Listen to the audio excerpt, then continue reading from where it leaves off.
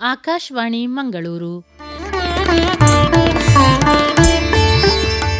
ವಿಶ್ವ ಕ್ಯಾನ್ಸರ್ ದಿನದ ಸಂದರ್ಭದಲ್ಲಿ Zulekha Yenepoya institute of oncology ಇಲ್ಲಿನ ಪ್ರೋ ಚಾನ್ಸಲರ್ ಹಾಗೂ ಡೈರೆಕ್ಟರ್ ಮತ್ತು ಸಿಇಒ ಆಗಿರುವ ಡಾಕ್ಟರ್ ಎಂ ವಿಜಯಕುಮಾರ್ ಅವರೊಂದಿಗೆ ಸಂದರ್ಶನ.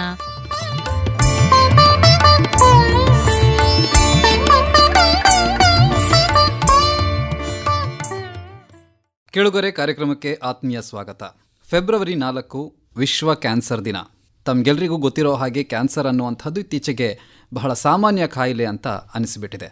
ಈ ಸಂದರ್ಭದಲ್ಲಿ ಈ ಕ್ಯಾನ್ಸರ್ ದಿನದ ಮಹತ್ವ ಏನು, ಇದನ್ನು ಯಾಕಾಗಿ ನಾವು ಅಬ್ಸರ್ವ್ ಮಾಡ್ತೇವೆ, ಮತ್ತು ವಿಶೇಷವಾಗಿ ಕ್ಯಾನ್ಸರ್ ಯಾಕೆ ಬರುತ್ತೆ, ಇದರ ಲಕ್ಷಣಗಳು ಏನೆಲ್ಲ ಇದೆ, ಯಾವ ರೀತಿಯಾದಂಥ ಚಿಕಿತ್ಸೆ ಇದೆ ಮತ್ತು ಯಾವ ರೀತಿಯಾಗಿ ಈ ಒಂದು ಕ್ಷೇತ್ರದಲ್ಲಿ ನಾವು ವೈದ್ಯಕೀಯ ಪ್ರಗತಿಯನ್ನು ಸಾಧಿಸ್ತಾ ಇದ್ದೇವೆ ಅನ್ನೋದ್ರ ಬಗ್ಗೆ ಇವತ್ತು ನಮ್ಮ ಜೊತೆಗೆ ಮಾಹಿತಿ ನೀಡೋದಕ್ಕೆ ನಮ್ಮ ಜೊತೆಗಿದ್ದಾರೆ Zulekha Yenepoya institute of oncology ಇಲ್ಲಿನ ಪ್ರೋ ಚಾನ್ಸಲರ್ ಹಾಗೂ ಡೈರೆಕ್ಟರ್ ಆ್ಯಂಡ್ ಸಿಇಒ ಆಗಿರುವಂಥ ಡಾಕ್ಟರ್ ಎಂ ವಿಜಯಕುಮಾರ್ ಅವರು. ಇವರ ಬಗ್ಗೆ ಹೇಳೋದಾದರೆ ಇವರಿಗೆ 41 ವರ್ಷಗಳ ಅನುಭವ ಇದೆ. ಹಾಗೆಯೇ ಇವರು ಈ ಹಿಂದೆ Kidwai institute of oncology Bengaluru ಇಲ್ಲಿನ ನಿರ್ದೇಶಕರು ಕೂಡ ಆಗಿದ್ದವರು. ಸರ್, ಕಾರ್ಯಕ್ರಮಕ್ಕೆ ಸ್ವಾಗತ. ನಮಸ್ಕಾರ ಸರ್, ಈಗ ವಿಶ್ವ ಕ್ಯಾನ್ಸರ್ ದಿನ ಫೆಬ್ರವರಿ 4 ನಾವು ಆಚರಣೆ ಮಾಡ್ತೇವೆ. ಇದರ ಒಂದು ಮಹತ್ವ ಇವತ್ತಿನ ಪರಿಸ್ಥಿತಿಯಲ್ಲಿ ಏನು ಸರ್? ನಮ್ಮ ದೇಶದಲ್ಲಿ ಓನ್ಲಿ ಇನ್ಫೆಕ್ಷಸ್ ಡಿಸೀಸ್ ಅಂತ ಇರ್ತಾ ಇದೆ, ಬೇರೆ ಏನು ಬರಲ್ಲ ನಮಗಂತ ಒಂದು ನಮ್ಮ ಅನುಮಾನ ಇತ್ತು. ಈಗ ಅದನ್ನು ಎಲ್ಲರಿಗೂ ಗೊತ್ತಿದೆ. ಕೋವಿಡ್ ಬಂದು ಹೋಗಿರ್ಬೋದು, ಆದರೆ ಅದಕ್ಕೆ ಮುಂಚೆನೇ ನಾವೆಲ್ಲರೂ ನಾನ್ ಕಮ್ಯುನಿಕೇಬಲ್ ಡಿಸೀಸ್ ಅಂತ, ದಟ್ ಈಸ್ ಇನ್ಫೆಕ್ಷಸ್ ಡಿಸೀಸ್ ಬಿಟ್ಟು ಬೇರೆ ಕಾಯಿಲೆ, ಡಯಾಬಿಟಿಸ್ ಇರ್ಬೋದು, ಸಕ್ಕರೆ ಕಾಯಿಲೆ, ಅದು BP ಕಾಯಿಲೆ ಇರ್ಬೋದು, ಅನಿಮಿಯಾ ಇರ್ಬೋದು, ಅದೇ ರೀತಿಯಲ್ಲಿ ಕ್ಯಾನ್ಸರ್ ಕಾಯಿಲೆ ಇರ್ಬೋದು ಅಂತ ನಮಗೆ ಎಲ್ಲರಿಗೂ ನಾವು ಮಾಹಿತಿ ಇದೆ. ಆದರೆ ಎಷ್ಟು ಮಟ್ಟಿಗೆ ನಾವು ಕ್ಯಾನ್ಸರ್ಗೆ ಇಂಪಾರ್ಟೆನ್ಸ್ ಕೊಡಬೇಕು ಅನ್ನೋ ಮಾಹಿತಿ ಯಾರಿಗೂ ಇಲ್ಲ. ಅದೇನೋ ಸಾಹುಕಾರಕ್ಕೆ ಬರುತ್ತೆ, ನಮಗೆ ಬರಲ್ಲ ಅಂತಾರಲ್ಲ, ಅವ್ರಿಗೆ ಒಂದು ಅನುಮಾನ ಇದೆ. ಆ ಅನುಮಾನನೇ ಫಸ್ಟ್ ನಾವು ತೆಗಿಬೇಕು. ಇದುದ ನಮ್ದು ಫಸ್ಟ್. ನಮ್ದು ಕ್ಯಾನ್ಸರ್ ಎಲ್ಲರಿಗೂ ಬರ್ಬೋದು, ಸಣ್ಣವ್ರಿಗೆ ಬರ್ಬೋದು, ದೊಡ್ಡವ್ರಿಗೆ ಬರ್ಬೋದು, ಬಡವ್ರಿಗೆ ಬರ್ಬೋದು, ಬೇರೆಯವ್ರಿಗೆ ಬರ್ಬೋದು. ಸೊ ಯಾರಿಗೆ ಬೇಕಾದ್ರೂ ಕ್ಯಾನ್ಸರ್ ಬರ್ಬೋದು ಅನ್ನೋದು ನಮಗೆ ಫಸ್ಟ್ ತಿಳಿಸ್ಕೋಬೇಕು.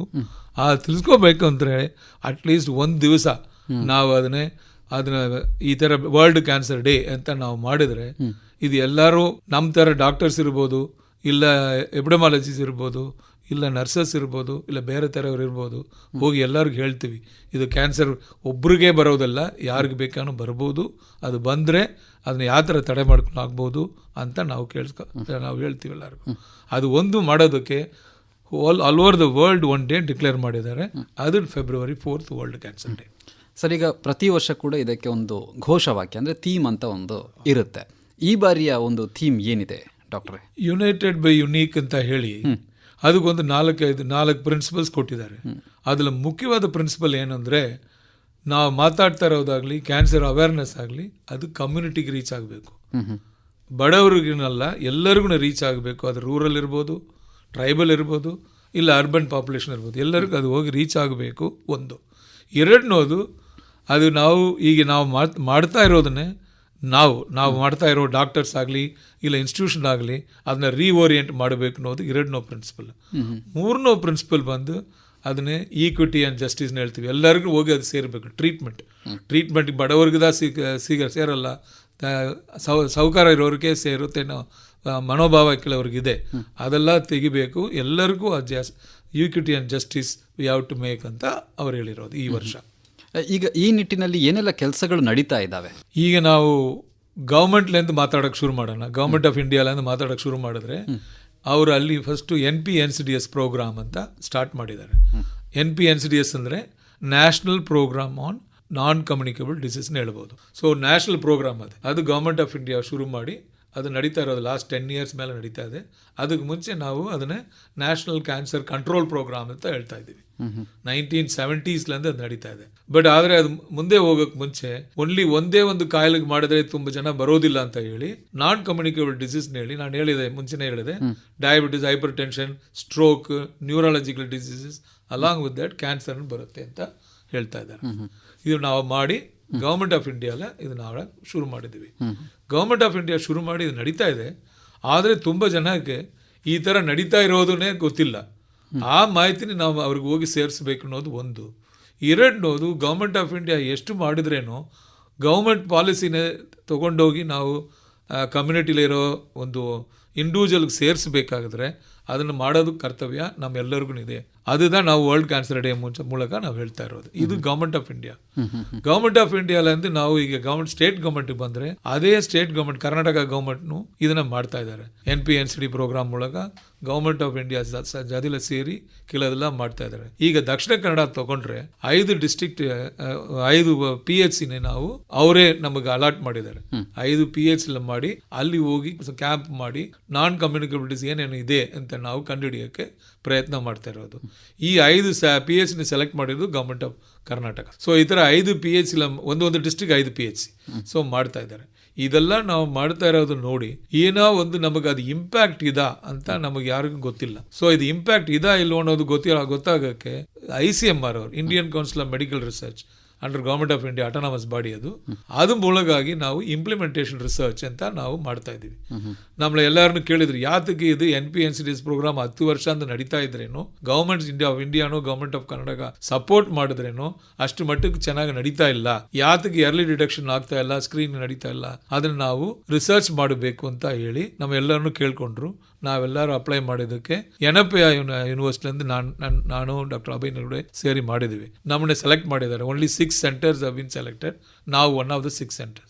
ಅದ್ರಲ್ಲಿ 1 ವರ್ಷ ಆಗಿದೆ.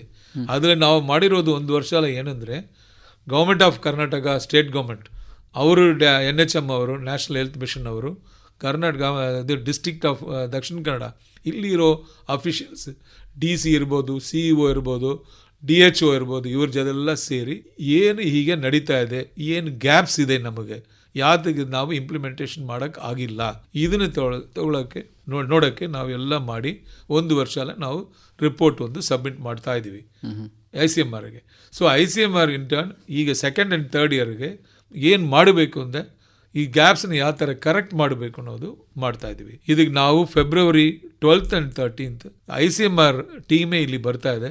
ಮಿಕ್ಕ ಡಿಸ್ಟ್ರಿಕ್ಟ್ಸ್ 6 ಡಿಸ್ಟ್ರಿಕ್ಟ್ ಇದೆ, ಅವ್ರನ್ನ ಇಲ್ಲಿ ಬಂದು ನಮ್ಮ ಜೊತೆಲೆ ಸೇರಿ ಅದನ್ನು ಮಾಡಿ ಕೂತ್ಕೊಂಡು ಮಾತಾಡಿ ನಾವು ಒಂದು ನಿರ್ಣಯ ಬರ್ತೀವಿ ಈ ಗ್ಯಾಪ್ಸ್ಗೆ ಯಾವ ಥರ ಕರೆಕ್ಟ್ ಮಾಡಬೇಕು ಅಂತ. ಅದು ಗ್ಯಾಪ್ನ ಕರೆಕ್ಟ್ ಮಾಡಬೇಕು ಅಂತ ನಾವು ಡಿಸೈಡ್ ಮಾಡಿದ ಮೇಲೆ ಅದನ್ನು ಯಾರು ಅದನ್ನು ಇಂಪ್ಲಿಮೆಂಟ್ ಮಾಡಬೇಕು ನೋಡಿದ್ರೆ government of India government of Karnataka ಸೇರಿಸಿ ಮಾಡಬೇಕು. In the sense state government ಅದು ಸೇರಿಸಿ ಮಾಡಬೇಕು.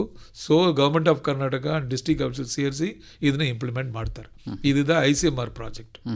ಇದೆಲ್ಲ ನಡೀತಾ ಇರುವಾಗ ನಾವೀಗ ಏನು ಮಾಡ್ತಾ ಇದ್ದೀವಿ government of India government of Karnataka ಬಿಟ್ಟು ಅಂದರೆ ನಾವು that is NPI deem to university ಅವರು through Zulekha and directorate of extension activities ಇವರೆಲ್ಲ ಸೇರಿ ನಾವೇನು ಮಾಡ್ತಾ ಇದ್ದೀವಿ ಅಂದರೆ ಈಗ ಸ್ಕ್ರೀನಿಂಗ್ ಎಲ್ಲ ಮಾಡಬೇಕಂದ್ರೆ ನಾವು ಹೋಗ್ಬೇಕು ಅವ್ರಿಗೆ, ಅವರು ಬರೋಲ್ಲ. ಫಸ್ಟ್ ನಾವು ರೂರಲ್ ಅವ್ರಿಗೆ ಮಾಡಿದ್ದೀವಿ, ರೂರಲ್ ಪೀಪಲ್ಗೆ ಮಾಡಿದ್ದೀವಿ.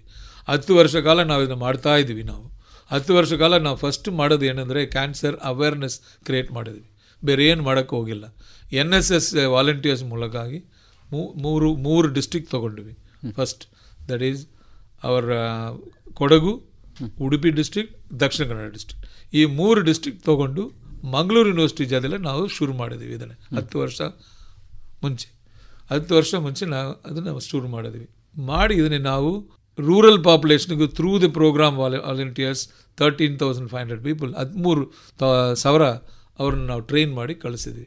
ಇದು ನಾವು ಟ್ರೈನ್ ಮಾಡಿ ಕಳಿಸಿದನ್ನು ನೋಡಿ NSS department, that is department of youth development and sports, ಅವ್ರು ಬಂದು ನಮಗೆ ನೀವು 3 ಡಿಸ್ಟ್ರಿಕ್ಟ್ ಮಾಡಿದಿರಿ, ಮಿಕ್ಕವ್ರಿಗೆ ನೀವು ಮಾಡಬೇಕು ಅಂತ ನಮ್ಗೆ ಕೇಳ್ಕೊಂಡ್ರೆ ಅದಕ್ಕೆ ಒಂದು ಪ್ರಾಜೆಕ್ಟ್ ಮಾಡಿ 40 ಯೂನಿವರ್ಸಿಟಿ ಇತ್ತು. ಆವಾಗ ನಾವು ಒಂದು 5 ವರ್ಷ ಮುಂಚೆ ನಾವು ಮಾಡಿದ್ವಿ. 40 ಯೂನಿವರ್ಸಿಟಿಗೆ ಹೋಗಿ 4,000 ಪೀಪಲ್ 4,000 ಪ್ರೋಗ್ರಾಮ್ ಆಫೀಸರ್ಸ್ ಪ್ರೋಗ್ರಾಮ್ ಕೋಆರ್ಡಿನೇಟ್ಸ್ಗೆ ಟ್ರೈನ್ ಮಾಡಿದ್ವಿ under the leadership of doctor Ashwini Shetty ಅಂತ. ಅವರು ನಮ್ಮದು ಡೈರೆಕ್ಟರೇಟ್ ಆಫ್ ಎಕ್ಸ್ಟೆನ್ಷನ್ ಆ್ಯಕ್ಟಿವಿಟಿಲೇ ಡೈರೆಕ್ಟರ್ ಆಗಿದ್ದಾರೆ. ಅವ್ರ ಪ್ರೋಗ್ರಾಮ್ NSS ಪ್ರೋಗ್ರಾಮ್ ಕೋಆರ್ಡಿನೇಟರ್ ಅವರು ನಮ್ಮ ಯೂನಿವರ್ಸಿಟಿ ಅವ್ರ ಮೂಲಕವಾಗಿ ಒಂದು ಟೀಮ್ ಫಾರ್ಮ್ ಮಾಡಿ ನಾವು ಹೋಗಿ ಅವ್ರಿಗೆಲ್ಲ ಟ್ರೈನ್ ಮಾಡಿದ್ವಿ. ಇದು 2 ನಾವು ಮಾಡಿದ್ದು. 3 ಏನು ಮಾಡಿದ್ವಿ ಅಂದರೆ ಇದೆಲ್ಲ ನಾವು ಎಷ್ಟು ಮಟ್ಟಿಗೆ ಅವ್ರಿಗೆಲ್ಲ ಹೋಗಿ ಮಾಡಿ ಪ್ರಯೋಜನ ಇಲ್ಲ, ಬೇರೆಯವ್ರನ್ನೂ ಟ್ರೈನ್ ಮಾಡಬೇಕಲ್ಲ ಅಂತ ಹೇಳಿ ಉಡುಪಿ ಡಿಸ್ಟ್ರಿಕ್ಟ್ಗೆ ಹೋಗಿ ಅಲ್ಲಿ ಇರೋ anganwadi workers and ASHA workers ಇವರಿಬ್ಬರಿಗೂ ನಾವು ಟ್ರೈನ್ ಮಾಡಿದ್ವಿ. 1,900 people, almost 2,000 2,000 ASHA workers and anganwadi ವರ್ಕರ್ಸ್ಗೆ ಟ್ರೈನ್ ಮಾಡಿ ಹೋಗಿ ಇದನ್ನು ನೀವು ಡೇ ಟು ಡೇ ನೀವು ಹೋಗಿ ಅವ್ರ ಮನೇಲೇನೆ ಹೋಗಿ ಇವ್ರಿಗೆ ಹೇಳ್ಕೊಡ್ಬೇಕು ಅಂತ ಹೇಳಿದ್ವಿ. ಇದು ಹೇಳಿದ ಮೇಲೆ ಅವರು ಸರಿಗಾ ಮಾಡ್ತಾರಾ ಇಲ್ವಾ, ಎಷ್ಟು ಇಂಪ್ಯಾಕ್ಟ್ ಇದೆ ಅಂತ ಅನಲೈಸ್ ಮಾಡೋಕ್ಕೆ ಟಾಟಾ ಟ್ರಸ್ಟ್ ಮೂಲಕವಾಗಿ ಹೋಗಿ ಅದನ್ನು ನಾವು ರಿಸರ್ಚ್ ಮಾಡಿ ಅವರು ಎಷ್ಟು ಮಟ್ಟಿಗೆ ಇಂಪ್ಲಿಮೆಂಟ್ ಮಾಡ್ತಾರೆ ನಾವು ಹೇಳಿರೋದಂತ ಅದು ಸೆಕೆಂಡ್ ಮಾಡಿದ್ದೀವಿ. ಇದೆಲ್ಲ ಮಾಡ್ತಾ ಇರೋದು ನೋಡಿ ನಮ್ಮ ರೋಟ್ರಿ ಕ್ಲಬ್ ಆಫ್ ಮ್ಯಾಂಗ್ಳೂರ್ ಅವರು ರೋಟ್ರಿ ಇಂಟರ್ನ್ಯಾಷನಲ್ ಜೊತೆಲ್ಲ ಸೇರಿ ನಮಗೊಂದು ದೊಡ್ಡ ಬಸ್, ಸ್ಪೆಷಲ್ ಬಸ್ ಕೊಟ್ಟರು. ಆ ಬಸ್ ಏನಂದರೆ ಸ್ಪೆಷಲಿ ಡಿಸೈನ್ ಬಸ್ ಅದು. ಆ ಬಸ್ ಒಳಗಡೆ ನಾವು ಬರೋರು ಎಲ್ಲರಿಗೂ ನೋಡ್ಬೋದು. ಹೆಂಗಸರಿಗೆ ಸ್ಪೆಸಿಫಿಕ್ ಆಗಿ ಪ್ರೈವೇಟ್ ಆಗಿ ನೋಡ್ಬೋದು. ಒಂದು ಸಪ್ರೇಟ್ ಪ್ರೈವೇಸಿ ಇದೆ, ಅದ್ರಲ್ಲಿ ಒಳಗಡೆ ಮಾಡ್ಬೋದು. ಪ್ಲಸ್ ಮೆಮೊಗ್ರಾಫಿ ಅಂತ ಬ್ರೆಸ್ಟ್ ಕ್ಯಾನ್ಸರ್ ಇಲ್ವಾ ಅಂತ ಕಂಡುಹಿಡಿಯೋದು ಮೆಮೊಗ್ರಾಫಿ, ಆ ಮೆಷಿನ್ ಒಳಗಡೆ ಇದೆ. ಕಾಲ್ಪೋಸ್ಕೋಪಿ ಅಂತ ಕ್ಯಾನ್ಸರ್ ಸರ್ವಿಕ್ಸ್ ಇಲ್ವಾ ಅಂತ ನೋಡೋಕ್ಕೆ ಒಂದು ಮೆಷಿನ್ ಇದೆ. ಇದೆಲ್ಲ ಅದು ಬಸ್ ಒಳಗಡೆ ಇಟ್ಟು ನಾವು ರೂರಲ್ಗೆ ಹೋಗಿ ಶುರು ಮಾಡಿದ್ದೀವಿ. ರೂರಲ್ಗೆ ಹೋಗಿ ಶುರು ಮಾಡಿದ ತಕ್ಷಣ NSS ಡಿಪಾರ್ಟ್ಮೆಂಟ್ ನಮ್ಮನ್ನು ಕರೆದು, ಇಲ್ಲ ನೀವು ರೂರಲ್ ಮಾತ್ರ ಮಾಡ್ತಾ ಇದ್ರೆ ಟ್ರೈಬಲ್ ಪಾಪ್ಯುಲೇಷನ್ ಮಾಡಬೇಕು ಅಂತ ಕೇಳ್ಕೊಂಡ್ರು. ಈಗ 5 ಡಿಸ್ಟ್ರಿಕ್ಟ್ 5 ಜಿಲ್ಲೆಯಲ್ಲಿ ನಾವು ಟ್ರೈಬಲ್ ಪಾಪ್ಯುಲೇಷನ್ಗೆ ಇದೇ ಪ್ರೋಗ್ರಾಮ್ನ ಮಾಡ್ತಾ ಇದ್ದೀವಿ. ಲಾಸ್ಟ್ 4 years ಮಾಡ್ತಾ ಇದ್ದೀವಿ. ನಮಗೆ NSS department, state government of Karnataka ತುಂಬ ಹೆಲ್ಪ್ ಮಾಡ್ತಾ ಇದ್ದಾರೆ. ಅವ್ರ ಸೌಲಭ್ಯಗಳು ಕೊಟ್ಟು ನಮ್ಮನ್ನ ಹೋಗಿ ಮಾಡೋಕ್ಕೆ ಹೇಳ್ತಾ ಇದ್ರು. ಒಂದು ಟೀಮ್ ಹೋಗಿ ಮಾಡ್ತಾ ಇದೆ. ಇದೆಲ್ಲ ನಾವು ಮಾಡ್ತಾ ಇದ್ದೀವಿ. ಇದು ನಾವು ಮಾಡ್ತಾ ಇರೋದು. ಇದನ್ನು ನೋಡಿ ನಾವೆಲ್ಲ ಇದನ್ನ ಒಂದು camp site or opportunity screening ಹೇಳ್ತೀವಿ. ಯಾರು ಬರ್ತಾರೋ ಅವ್ರಿಗದ ನಾವು ಸ್ಕ್ರೀನ್ ಮಾಡ್ತಾ ಇರೋದು. Versus mass screening or organised screening ಇದೆ, ಎಲ್ಲರಿಗೂ ಮಾಡಬೇಕು, ಎಲ್ಲ ಅಡಲ್ಟ್ಸ್ಗೂ ಅಂತ ಮಿಕ್ಕ ದೇಶದಲ್ಲಿ ಮಾಡ್ತಾ ಇದ್ದಾರೆ. ಅಮೆರಿಕ ಇರ್ಬೋದು, ಕೆನಡಾ ಇರ್ಬೋದು, UK ಇರ್ಬೋದು. ಆ ಥರ ಒಂದು ಪ್ರೋಗ್ರಾಮ್ ನಮ್ಮ ಕಂಟ್ರಿಲಿ ಇಲ್ಲ. ಓನ್ಲಿ ಆಪರ್ಚುನಿಟಿ ಸ್ಕ್ರೀನಿಂಗ್ ಇದೆ. ನೀವು ಹೋಗಿ ಹಾಸ್ಪಿಟಲ್ಗೆ ಹೋಗಿ ಕೇಳ್ಕೊಬೋದು, ಮಾಡ್ತಾರೆ. ಇಲ್ಲ ನಾವೇ ಹೋಗಿ ನೀವು ಮಾಡ್ಕೊಳ್ಳಿ ಅಂತ ಹೇಳಿ ವಾಲಂಟಿಯರ್ ಮಾಡ್ತಾರೆ, ಅವ್ರಿಗೆ ಮಾಡ್ತಾ ಇದ್ದೀವಿ. ಆರ್ಗನೈಸ್ಡ್ ಸ್ಕ್ರೀನಿಂಗ್ ಪ್ರೋಗ್ರಾಮ್ ಅಂತ ಒಂದು ಇಲ್ಲ. ಅದನ್ನು ಮಾಡಬೇಕು ಅಂತ ಒಂದು ಆಸೆಲೆ ನಾವು ಅಸೀಂ ಪ್ರೇಮ್ಜಿ ಫೌಂಡೇಶನ್ಗೆ ಅಪ್ಲೈ ಮಾಡಿದ್ವಿ. ಅವರೀಗ December 1 ನಮಗೆ ಅದಕ್ಕೆ ಅನುಕೂಲ ಮಾಡಿ ಕೊಟ್ಟಿದ್ದಾರೆ. ಅಲ್ಲಿ ಬ್ರಹ್ಮಾವರ ತಾಲೂಕು, ಒಂದೇ ಒಂದು ತಾಲೂಕು ಬ್ರಹ್ಮಾವರ ತಾಲೂಕು, ಉಡುಪಿ ಡಿಸ್ಟಿಕ್ಲೆ ಅದನ್ನು ಮಾಡೋಕ್ಕೆ ಪ್ರಯತ್ನ ಮಾಡೋಣ ಅನ್ನಿದ್ದೀವಿ. ಈಗದ ಡಿಸ್ಟ್ರಿಕ್ಟ್ ಅಡ್ಮಿನಿಸ್ಟ್ರೇಷನ್ ಜೊತೆಲ್ಲ MOU ಸೈನ್ ಆಗಿದೆ. ಇದು ಪ್ರಕಾರ ನಮಗೆ ಬಿಟ್ಟರೆ 35 ವರ್ಷ ಮೇಲೆ ಇರೋ ಎಲ್ಲ ಹೆಂಗಸರು ಗಂಡಸರು ಎಲ್ಲರಿಗೂ 1 lakh ಪಾಪ್ಯುಲೇಷನ್ ಇರುತ್ತೆ. ಅದು ಬ್ರಹ್ಮಾವರಲ್ಲ ಅಡಲ್ಟ್ಸ್, ಅವರೆಲ್ಲರಿಗೂ ನಾವು ಫ್ರೀ ಆಗಿ ಈ ಟೆಸ್ಟ್ ಎಲ್ಲ ಮಾಡ್ತೀವಿ. ಓರಲ್ ಕ್ಯಾನ್ಸರ್, ದಟ್ ಇಸ್ ಬಾಯಿ ಕ್ಯಾನ್ಸರ್, ಸ್ತನದ ಕ್ಯಾನ್ಸರ್, ಸರ್ವೈಕಲ್ ಕ್ಯಾನ್ಸರ್ ಹೇಳ್ತೀವಿ, ದಟ್ ಈಸ್ ಗರ್ಭಕೋಶದ ಮುಗುತ್ತುವಾರ ಕ್ಯಾನ್ಸರ್ ಆರ್ ಕತ್ತು ಕ್ಯಾನ್ಸರ್ ಅಂತ ಹೇಳ್ತೀವಿ. ಅದು ಆ ಕತ್ತು ಕ್ಯಾನ್ಸರ್ಗೆ ಹೋಗಿ ಟೆಸ್ಟ್ ಮಾಡಿ ಇದು ಇಲ್ವಾ ಅಂತ ನೋಡೋಕ್ಕೆ ನಾವು ಫ್ರೀಯಾಗಿ ಮಾಡೋಣ ಅಂತ. ಇದು 3 year ಪ್ರಾಜೆಕ್ಟ್. ಇದು ನಮಗೆ ಈಗ December 1 ನಮಗೆ ಕೊಟ್ಟಿದ್ದಾರೆ. ಇನ್ನೂ ನಾವು ಶುರು ಮಾಡಿಲ್ಲ. ಈಗ ಪ್ರಾಜೆಕ್ಟ್ ರೆಡಿ ಮಾಡ್ತಾ ಇದ್ದೀವಿ ನಾವು. MOU ಈಗ ಸೈನ್ ಆಗಿದೆ ವಿತ್ ಡಿಸ್ಟ್ರಿಕ್ಟ್ ಅಡ್ಮಿನಿಸ್ಟ್ರೇಷನ್. DHO ಅವರು ಸೈನ್ ಮಾಡಿದ್ದಾರೆ. CO ಅದಕ್ಕೆ ಅನುಕೂಲ ಮಾಡಿ ಕೊಟ್ಟಿದ್ದಾರೆ ಉಡುಪಿ. ಈಗ ಡಾಕ್ಟರ್, ತಾವು ಆವಾಗಲೇ ಹೇಳಿದ್ರಿ, ಈಗ ಈ ಒಂದು ಕ್ಯಾನ್ಸರ್ ಅನ್ನುವಂಥದ್ದು ಸಾಹುಕಾರರ ಕಾಯಿಲೆಯಾಗಿ ಉಳಿದಿಲ್ಲ, ಸಾಮಾನ್ಯರಿಗೂ ಬರಬಹುದು ಅಂತ ಹೇಳಿ. ಮುಂಚೆ ಹಾಗಿರಲಿಲ್ಲ, ಅಂದರೆ ಕ್ಯಾನ್ಸರ್ನ ಸಂಖ್ಯೆ ಕಡಿಮೆ ಇತ್ತು. ಇತ್ತೀಚೆಗೆ ಜಾಸ್ತಿ ಆಗ್ತಾ ಇದೆ ಮತ್ತು ತುಂಬ ಸಾಮಾನ್ಯ ಅಂತ ಅನ್ನಿಸ್ತಾ ಇದೆ. ಈ ಬದಲಾವಣೆ ಯಾಕಾಗಿ ಆಗ್ತಾ ಇದೆ? ತುಂಬ ಜನ ಇದು ವಿಚಾರ ರಿಸರ್ಚ್ ಮಾಡಿದ್ದಾರೆ. ಅದಕ್ಕೆ 5-6 ರೀಸನ್ಸ್ ಹೇಳೋಕ್ಕೆ ಶುರು ಮಾಡಿದ್ದಾರೆ. ಫಸ್ಟ್ ರೀಸನ್ ಎಲ್ಲರಿಗೂ ಗೊತ್ತಾಗಬೇಕು. ಕಾರಣ ಏನು ಅಂದರೆ, ನಮ್ಮ ದೇಶದಲ್ಲಿ ಆವ್ರೇಜ್ ಏಜ್ ಅನ್ನು ಹೇಳ್ತೀವಿ 37 ಇತ್ತು. ನಾವು ಇಂಡಿಪೆಂಡೆನ್ಸ್ ತಗೊಳ್ಳುವಾಗ 37 ಅಷ್ಟೇ. ಈಗ ಅದು ಲಾಸ್ಟ್ ಸೆನ್ಸಸ್ ಪ್ರಕಾರ 67 to 69 ಇದೆ. ಈಗ ನೆಕ್ಸ್ಟ್ ಸೆನ್ಸಸ್ಗೆ they think it will be more, ಇನ್ನೂ ಜಾಸ್ತಿ ಆಗುತ್ತೆ ಅಂತ. ಇದು ಯಾತಕ್ಕೆ ಹೇಳ್ತಾ ಅಂದರೆ, ಲಾಂಗರ್ ಒಬ್ಬರು ಯಾರನ್ನ ಜಾಸ್ತಿ ವರ್ಷ ಇದ್ದರೆ ಅವರು ಕ್ಯಾನ್ಸರ್ ಬರೋಕ್ಕೆ ಚಾನ್ಸಸ್ ಜಾಸ್ತಿ ಆಗುತ್ತೆ. ಈಗ ನಮ್ದು ಏಜಿಂಗ್ ಪಾಪ್ಯುಲೇಷನ್ ಹೇಳ್ತೀವಿ. ಸೊ ಮುಂಚೆ 37 ವರ್ಷದಲ್ಲಿ ಆವ್ರೇಜ್ ಎಲ್ಲ ಡೆತ್ ಆಗ್ತಾ ಇರುವಾಗ ಅವ್ರಿಗೆ ಕ್ಯಾನ್ಸರ್ ಬರೋಕ್ಕೆ ಅವಕಾಶನೇ ಇಲ್ಲ. ಈಗ ಆ ಅವಕಾಶನ ಕೊಡ್ತಾ ಇರೋದು ಲಾಂಜಿವಿಟಿ. ಇದು ದ ಫಸ್ಟ್ ರೀಸನ್. 37 ವರ್ಷ ಯಾರು ತೀರೋಗೋರು ಈಗ 67 ವರ್ಷ 70 ವರ್ಷ ಇದ್ದರೆ ಬೈ ಏಜ್ ಇಟ್ ಸೆಲ್ಫ್ ಅವ್ರಿಗೆ ಚಾನ್ಸಸ್ ಜಾಸ್ತಿ ಆಗುತ್ತೆ. ಇದು ಒಂದು. ಎರಡನೇದು, ನಮ್ಮದು ಲಾಟ್ ಆಫ್ ಅರ್ಬನೈಸೇಷನ್ ಅಂತ ಹೇಳ್ತೀವಿ. ಡಯಟ್ರಿ ಫ್ಯಾಕ್ಟರ್ಸ್ ಇರ್ಬೋದು, ನಾವು ಏನೇನು ಮಾಡ್ತಾ ಇದೀವೋ ಮುಂಚೆ ಆ ಥರ ಎಲ್ಲ ಇಲ್ಲ, ಬೇರೆ ಬೇರೆ ಥರ ನಾವು ನಾಗರಿಕ ಅಂತ ಹೇಳ್ಕೊಂಡು ಬೇರೆ ಏನೇನೋ ಮಾಡ್ತಾ ಇರ್ಬೋದು. ಅದು ಎರಡನೇದು ಅಂತ ಹೇಳ್ತಾ ಇದ್ದಾರೆ. ಯಾಕೆ ಇದು ಹೇಳ್ತಾ ಇದ್ದಾರೆ ಅಂದರೆ, ಅರ್ಬನೈಸೇಷನ್ ನೋಡಿದ್ರೆ ನಾವು ಈಗ ಅಮೆರಿಕಾಲ ಏನೇನು ಕ್ಯಾನ್ಸರ್ ಮುಂಚೆ ಇತ್ತೋ ಅದೆಲ್ಲ ಈಗ ನಮ್ಮ ದೇಶದಲ್ಲಿ ಜಾಸ್ತಿ ಆಗ್ತಾ ಇದೆ. ಸ್ತನದ ಕ್ಯಾನ್ಸರ್ ಫಾರ್ ಎಕ್ಸಾಂಪಲ್, ಎಂಡೋಮೆಟ್ರಿಯಲ್ ಕ್ಯಾನ್ಸರ್ನ ಹೇಳ್ತೀವಿ, ಓವರಿ ಕ್ಯಾನ್ಸರ್ನ ಹೇಳ್ತೀವಿ. ಇದೆಲ್ಲ ಮುಂಚೆ ನಮ್ಮ ದೇಶದಲ್ಲಿ ಅಷ್ಟು ಇಲ್ಲ, ಈಗ ಜಾಸ್ತಿ ಅದೆಲ್ಲ ಬರ್ತಾ ಇದೆ. ಇದನ್ನು ಅರ್ಬನೈಸೇಷನ್ ಹೇಳ್ತೀವಿ. ಮೂರನೇದು ಹೆಂಗಸರೆಲ್ಲ ಮುಂಚೆ ಇದು ಮುಚ್ಚಿ ಬರೋದಿಲ್ಲ ಅಂತ ಹೇಳ್ತಾರೆ. ಈಗ ಅವರೆಲ್ಲ ಹಾಸ್ಪಿಟಲ್ಗೆ ಬಂದು ನಮಗೆ ಈ ಥರ ಆಗಿದೆ ಅಂತ ಬರೋಕ್ಕೆ ಶುರು ಮಾಡಿದ್ದಾರೆ. ಸೊ ಇದು ನಾವು ಇನ್ಸಿಡೆಂಟ್ ಜಾಸ್ತಿ ಆಗೋಕ್ಕೆ ಇನ್ನೊಂದು ಕಾರಣ. ಮುಂಚೆ ಮಾಡಲೇನೆ ಇದ್ಬಿಡ್ತಾರೆ, ನಮಗೆ ಎಷ್ಟು ಕ್ಯಾನ್ಸರ್ ಮುಂಚೆ ಇತ್ತು ಇಲ್ಲ ನಮ್ಮ ದೇಶದಲ್ಲಿ ಅಂತ ಒಂದು ಸ್ಟ್ಯಾಟಿಸ್ಟಿಕ್ಸೇ ಸರಿಯಾಗಿ ಇಲ್ಲ. ಈಗ ಅವರೆಲ್ಲ ಹಾಸ್ಪಿಟಲ್ಗೆ ಬರೋಕೆ ಶುರು ಮಾಡಿದ್ದಾರೆ, ಡಿಟೆಕ್ಷನ್ ಜಾಸ್ತಿ ಆಗ್ತದೆ. ಈಗ ಟೆಸ್ಟ್ ಎಲ್ಲ ಬೇರೆ ಜಾಸ್ತಿ, ಮುಂಚೆಲ್ಲ ಟೆಸ್ಟ್ ಇಲ್ಲ. ಈಗ ಆ ಕಾಲದಲ್ಲಿ ಮೆಮೊಗ್ರಾಫಿ ಇಲ್ಲ, ಪ್ಯಾಪ್ ಟೆಸ್ಟ್ ಎಲ್ಲ ಇಲ್ಲ. ಈಗ ಮೆಮೊಗ್ರಾಫಿ ರೆಡಿ ಇದೆ, ಈಸಿಯಾಗಿ ಅವೈಲೇಬಲ್ ಇದೆ. ಪ್ಯಾಪ್ಸ್ ಟೆಸ್ಟ್ ರೆಗ್ಯುಲರಾಗಿ ಎಲ್ಲರೂ ಮಾಡ್ತಾ ಇದ್ದಾರೆ, ಎಲ್ಲ ಹಾಸ್ಪಿಟಲ್ನ ಇದೆ. ಈಗ ಒಂದು ಹಾಸ್ಪಿಟಲ್ ಅಲ್ಲ, ಎಲ್ಲ ಹಾಸ್ಪಿಟಲ್ನ ಇದೆ. ಈವನ್ PHCಗೆ ಅದನ್ನು ತೊಗೊಂಡೋಗಿ ಮಾಡೋಕ್ಕೆ ನಾವು ಪ್ರಯತ್ನ ಮಾಡ್ತಾ ಇದ್ದೀವಿ, ಗೌರ್ಮೆಂಟ್. ಸೊ ಇದೆಲ್ಲ ಮಾಡ್ತಾ ಇರುವಾಗ ಟೆಸ್ಟ್ ಜಾಸ್ತಿ ನೀವು ಮಾಡಿದರೆ ಡಿಟೆಕ್ಷನ್ ರೇಟ್ ಜಾಸ್ತಿ ಆಗುತ್ತೆ. ಈಗ ಇನ್ನು ನಮ್ಮ ಪ್ರದೇಶದ ಬಗ್ಗೆ ಮಾತಾಡೋದಾದರೆ, ದೇಶದಲ್ಲಿ ಅಥವಾ ಈ ಪ್ರದೇಶದಲ್ಲಿ ಸಾಮಾನ್ಯವಾಗಿ ಯಾವ ರೀತಿಯ ಕ್ಯಾನ್ಸರ್ ಹೆಚ್ಚಾಗಿ ಕಾಣಿಸಿಕೊಳ್ಳುತ್ತೆ? ಇದಕ್ಕೆ ನಾವು ಕರೆಕ್ಟ್ ಸ್ಟ್ಯಾಟಿಸ್ಟಿಕ್ಸ್ ಹೇಳಬೇಕಾದ್ರೆ ಗ್ಲೋಬೋಕಾನ್ 2024 ಹೇಳ್ತೀವಿ. ಆ ಸ್ಟ್ಯಾಟಿಸ್ಟಿಕ್ಸ್ ಪ್ರಕಾರ ಈಗ ಫಸ್ಟ್ ನಮ್ಗೆ ಸಿಗ್ತಾ ಇರೋದು ಕ್ಯಾನ್ಸರ್ ನೋಡಿದ್ರೆ ಸ್ತನದ ಕ್ಯಾನ್ಸರ್ ಲೇಡೀಸ್ಗೆ, ಹೆಂಗಸರಿಗೆ ಇದು ಸ್ತನದ ಕ್ಯಾನ್ಸರ್. ನೆಕ್ಸ್ಟ್ ಸರ್ವೈಕಲ್ ಕ್ಯಾನ್ಸರ್, ಮೂರನೇದು ಬಾಯಿ ಕ್ಯಾನ್ಸರ್. ಇದು ನಾವು 1, 2, 3 ಹೇಳ್ಬೋದು.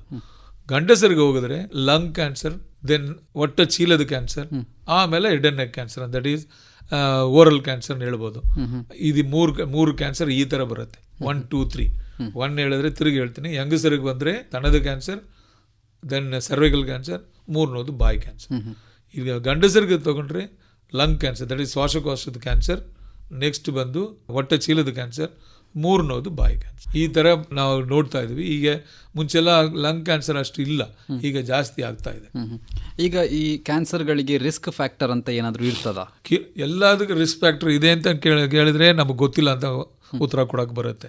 ಆದರೆ ಕಿಲ ಕ್ಯಾನ್ಸರ್ಗೆ ರಿಸ್ಕ್ ಫ್ಯಾಕ್ಟರ್ ಇರೋದು ನಾವು ಕಂಡುಹಿಡಿದೀವಿ. ಅದನ್ನ ನಾವು ಕಾನ್ಸಂಟ್ರೇಟ್ ಮಾಡೋದು. ದಟ್ ಈಸ್ ಈಗ ತಂಬಾಕು ಯೂಸ್ ಮಾಡಿದ್ರೆ, ಟೊಬ್ಯಾಕೊ ಯೂಸ್ ಮಾಡಿದ್ರೆ, ನೀವು ಯಾವ ರೀತಿಯಲ್ಲಿ ಟೊಬ್ಯಾಕೊ ಯೂಸ್ ಮಾಡಿದ್ರೇನೋ ಆಯಿತು, ಅವ್ರಿಗೆ ಕ್ಯಾನ್ಸರ್ ಬರೋ ಚಾನ್ಸಸ್ ಜಾಸ್ತಿ ಅಂತ ಕಂಡುಹಿಡಿದೀವಿ ಎಲ್ಲ ಆಲ್ ಓವರ್ ದ ವರ್ಲ್ಡ್.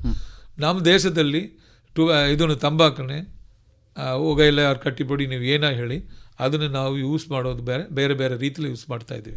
ಒಂದು ಸ್ಮೋಕಿಂಗ್, ಎಲ್ಲರಿಗೂ ಗೊತ್ತಿರುತ್ತೆ, ಅದು ಸಿಗರೇಟ್ ಸ್ಮೋಕಿಂಗ್ ಆರ್ ಬಿಡಿ ಸ್ಮೋಕಿಂಗ್. ಅದು ಬಿಟ್ಟು ಬಾಯಿಲಾಗ ಇಟ್ಕೊಂಡು ಮಾಡೋದು ತುಂಬ ಜನ ಮಾಡ್ತಾ ಇದ್ದಾರೆ. ನಮ್ಮ ದೇಶದಲ್ಲಿ ಅದು ಜಾಸ್ತಿ. ಅದನ್ನು ನಾವು ಸ್ಮೋಕ್ಲೆಸ್ ಟೊಬ್ಯಾಕೊ ಅಂತ ಹೇಳ್ತೀವಿ. ಈಗ ಸ್ಮೋಕ್ಲೆಸ್ ಟೊಬ್ಯಾಕೊ ಇರ್ಬೋದು, ಇಲ್ಲ ಸ್ಮೋಕಿಂಗ್ ಟೊಬ್ಯಾಕೊ ಇರ್ಬೋದು. ಅಲ್ಟಿಮೇಟ್ಲಿ ಕ್ಯಾನ್ಸರ್ ನಾವು ತಂಬಾಕುನು ಹೊಗೆಲ್ಲ ನೀವು ಯೂಸ್ ಮಾಡೋಕ್ಕೆ ಶುರು ಮಾಡಿದ್ರೆ, ಉಪಯೋಗಿಸಿದ್ರೆ ಕ್ಯಾನ್ಸರ್ ಬರೋದು ಅಂತ ಅನ್ನೋದು ಪ್ರೂವ್ ಮಾಡಿರೋದು. ಅಟ್ಲೀಸ್ಟ್ 7 ಕ್ಯಾನ್ಸರ್ ನಾವು ಹೇಳ್ಬೋದು ಡೆಫಿನೆಟ್ ಆಗಿ. ನೀವು ಇದನ್ನ ಟೊಬ್ಯಾಕೊ ಯೂಸ್ ಮಾಡಿದ್ರೆ 7 ಕ್ಯಾನ್ಸರ್ಸ್ ಡೆಫಿನೆಟಾಗಿ ಬರುತ್ತೆ ಅನ್ನೋದು ಪ್ರೂವ್ ಮಾಡಿದ್ದಾರೆ. ಒಂದು ಬಾಯಿ ಕ್ಯಾನ್ಸರ್ ನಾನು ಹೇಳ್ತಾನೆ ಇದ್ದೀನಿ, ದೆನ್ ಶ್ವಾಸಕೋಶದ ಕ್ಯಾನ್ಸರ್, ಮೂರನೇದು ಅನ್ನನಾಳ cancer, bladder cancer, cervical cancer, ಈ ಥರ 5-6 ಕ್ಯಾನ್ಸರ್ ಒಂದೇ ಒಂದು, ದಟ್ ಈಸ್ ಟೊಬ್ಯಾಕೊ. ಅದಕ್ಕೆ ನಾವು ಟೊಬ್ಯಾಕೊನ ಯೂಸ್ ಮಾಡಬಾರ್ದು, ತಂಬಾಕು ಯೂಸ್ ಮಾಡಬೇಡಿ, ಹೊಗೆಲನ್ನು ಯಾವ ರೀತಿಯಲ್ಲಿ ಯೂಸ್ ಮಾಡಬಾರ್ದು, ಟೊಬ್ಯಾಕೊ ಸ್ಮೋಕಿಂಗ್ ಆಗಲಿ ಸ್ಮೋಕ್ಲೆಸ್ ಆಗಲಿ ಮಾಡಬಾರ್ದು ಅಂತ ನಾವು ಹೇಳೋದು. ಈ ಥರ ಹೇಳೋದು ನಾವು ಹೆಲ್ತ್ ಎಜುಕೇಟ್ ಮಾಡಿ ಅದನ್ನ ಪ್ರಿವೆಂಟ್ ಮಾಡಿದ್ರೆ ಈ ಥರ ಕ್ಯಾನ್ಸರ್ ಬರೋದನ್ನ ಕಂಪ್ಲೀಟಾಗಿ ಕಡಿಮೆ ಮಾಡ್ಬೋದು ಅಂತ ಹೇಳ್ತಾ ಇದ್ದೀವಿ.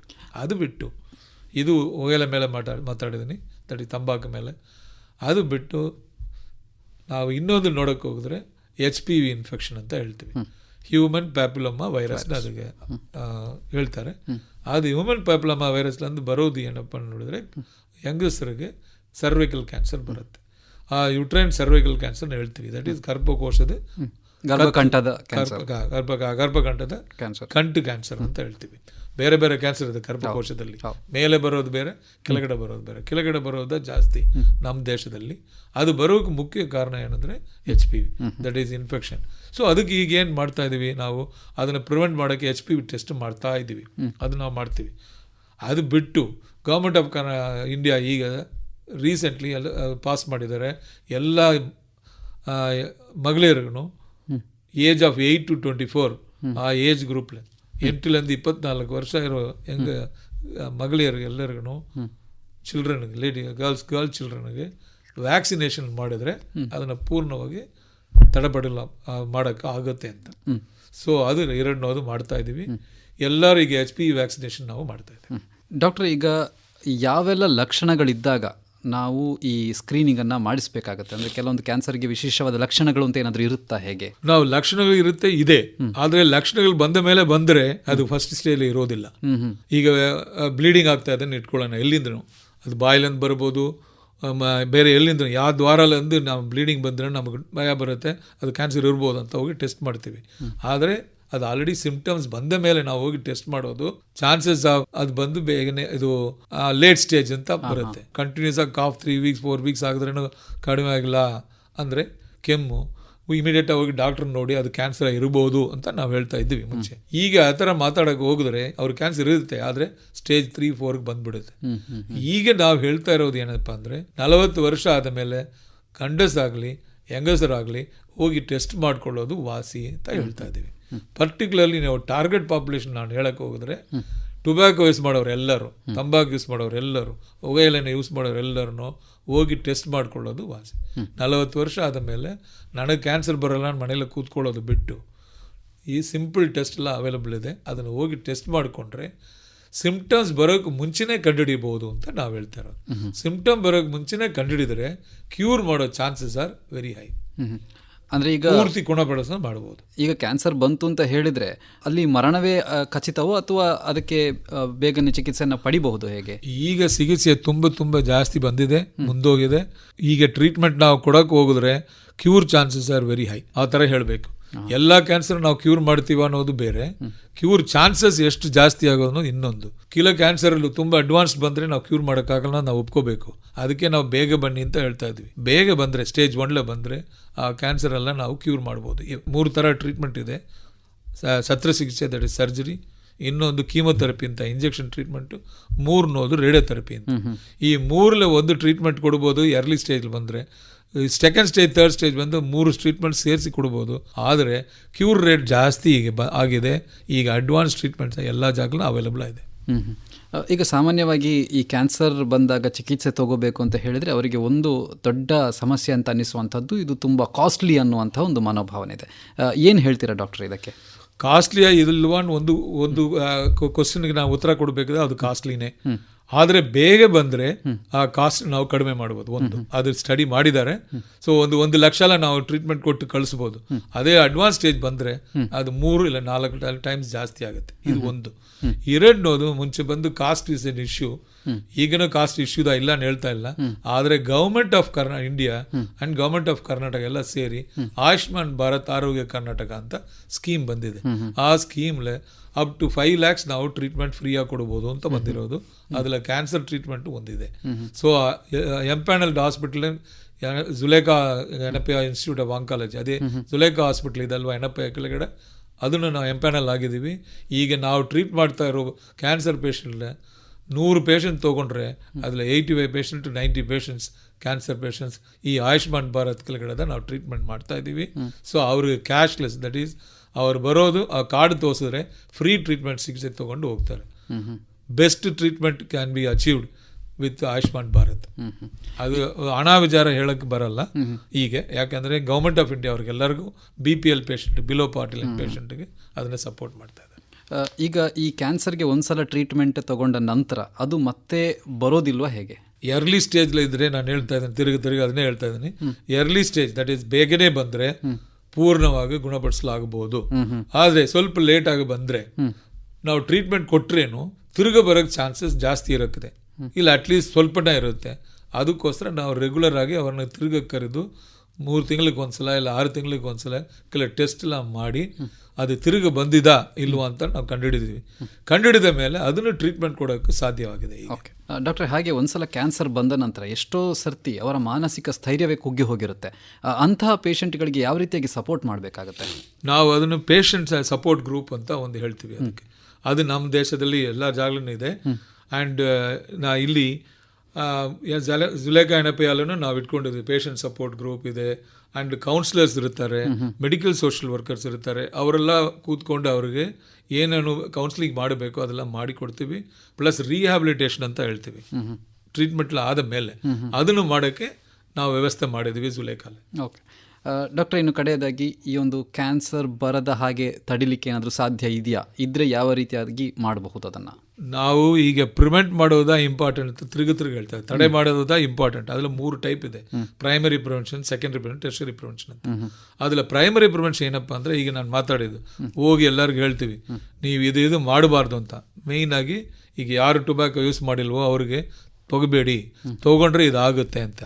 ಸೊ ಈ ಥರ ನಾವು ಹೆಲ್ತ್ ಎಜುಕೇಷನ್ ಮಾಡಿ, ಹೆಲ್ತ್ ಪ್ರಮೋಷನ್ ಮಾಡಿ ಇವರಿಗೆಲ್ಲರಿಗೂ ನಾವು ಹೇಳಿ ಅದನ್ನೇ ಪ್ರಿವೆಂಟ್ ಮಾಡೋಕ್ಕೆ ಪ್ರಯತ್ನ ಮಾಡ್ತೀವಿ. ಯಾಕಂದರೆ 1/3 of the cancer are totally preventable. 1/3 are preventable totally. ಇನ್ನೊಂದು 1/3 ಬಂದು ಎರ್ಲಿ ಡಿಟೆಕ್ಟ್ ಮಾಡಿ ಕಂಪ್ಲೀಟಾಗಿ ಕ್ಯೂರಬಲ್. ಸೊ ಈಗ ಲೈಫ್ ಸ್ಟೈಲ್ ಫ್ಯಾಕ್ಟರ್ಸ್ ಎಲ್ಲ ನಾವು ತೊಗೊಂಡ್ರೆ 2/3 of the cancers are preventable and easily curable. ಆ ಸೆಗ್ಮೆಂಟಿಗೆ ನಾವೆಲ್ಲರೂ ಪುಷ್ ಮಾಡ್ತಾ ಇದ್ದೀವಿ. ದಯವಿಟ್ಟು ಅರ್ಥ ಮಾಡ್ಕೊಳ್ಳಿ. ನಿಮಗೆ ಏನಿಲ್ಲ ಅಂತ ನೀವು ತಿಳ್ಕೊಬೇಡಿ. ಟೆಸ್ಟ್ ಮಾಡಿಕೊಂಡ್ರೆ ಬೇಗನೆ ನಾವು ಕಂಡುಹಿಡಿಬೋದು. ಬೇಗನೆ ಕಂಡುಹಿಡಿದ್ರೆ ಪೂರ್ಣವಾಗಿ ಗುಣಪಡಿಸಲಾಗಬಹುದು. ಈಗ ಈ ವಿಶ್ವ ಕ್ಯಾನ್ಸರ್ ದಿನದ ಸಂದರ್ಭದಲ್ಲಿ ನಮ್ಮ ಕೇಳುಗರಿಗೆ ಏನಾದರೂ ಹೇಳಬೇಕು ಅಂತ ಹೇಳಿದ್ರೆ ಕಡೆಯದಾಗಿ ಏನು ಹೇಳ್ತೀರಾ ಡಾಕ್ಟ್ರೆ?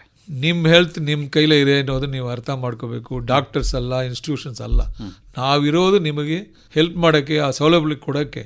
ಆದರೆ ಅದನ್ನು ನೀವು ಯೂಸ್ ಮಾಡಿಕೊಂಡು ನಾವು ಬಂದು ಕೇಳುವಾಗ ನೀವಿರ್ಬೋದು, ಇಲ್ಲೇ ನಿಮ್ಮ ಕಡೆಯವರು ಇರ್ಬೋದು, ಅದು ಹಸ್ಬೆಂಡ್ ಇರ್ಬೋದು, ವೈಫ್ ಇರ್ಬೋದು, ಅವ್ರನ್ನೆಲ್ಲರನ್ನು ಎನ್ಕರೇಜ್ ಮಾಡಿ ಟೆಸ್ಟ್ ಮಾಡಿಕೊಂಡ್ರೆ ಬೇಗನೆ ಇದನ್ನು ಕಂಡುಹಿಡಿಬೋದು. ಇಲ್ಲ ಇಲ್ವಾ ಅಂತ ಗೊತ್ತಾದ ಮೇಲೆ ನಿಮಗೂ ಅದು ಅನುಕೂಲ ಆಗುತ್ತೆ. ಬೇಗನೆ ಬನ್ನಿ, ಪೂರ್ಣವಾಗಿ ಗುಣಪಡಿಸಲಾಗ್ಬೋದು. ಧನ್ಯವಾದಗಳು ಡಾಕ್ಟ್ರೆ. ಇಷ್ಟೊತ್ತು ಈ ಕ್ಯಾನ್ಸರ್ ಬಗ್ಗೆ, ಈ ಒಂದು ವಿಶ್ವ ಕ್ಯಾನ್ಸರ್ ದಿನದ ಸಂದರ್ಭದಲ್ಲಿ ಮಾಹಿತಿಯನ್ನು ನೀಡಿದ್ರಿ. ಕಾರ್ಯಕ್ರಮದಲ್ಲಿ ಭಾಗವಹಿಸಿದ್ದಕ್ಕಾಗಿ ಧನ್ಯವಾದಗಳು. ಧನ್ಯವಾದಗಳು.